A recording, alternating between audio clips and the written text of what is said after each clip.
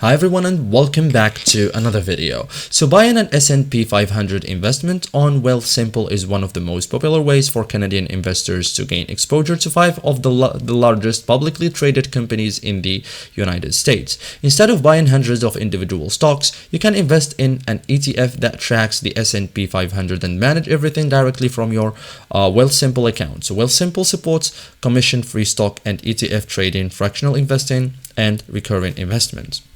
So in this guide, I'll show you step by step how to buy S&P 500 on Wealthsimple in 2026, simple and effective. So first thing you have to do is open a Wealthsimple account. So if you don't already have an account, create a Wealthsimple account, complete identity verification, personal information, account setup. Once approved, you will gain access to Wealthsimple trade and other investing features.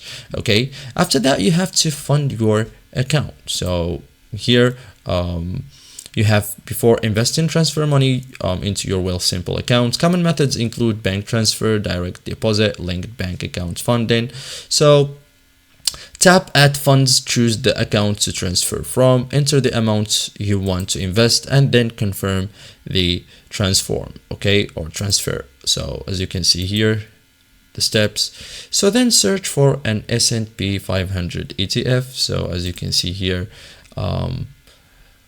popular S&P 500 ETFs include VFV, VOO, IVV, XUS. So review fund objective, expense or expensive ratio, dividend policy, and find holdings. Okay, so after that, open the ETF page. Okay, so as you can see here,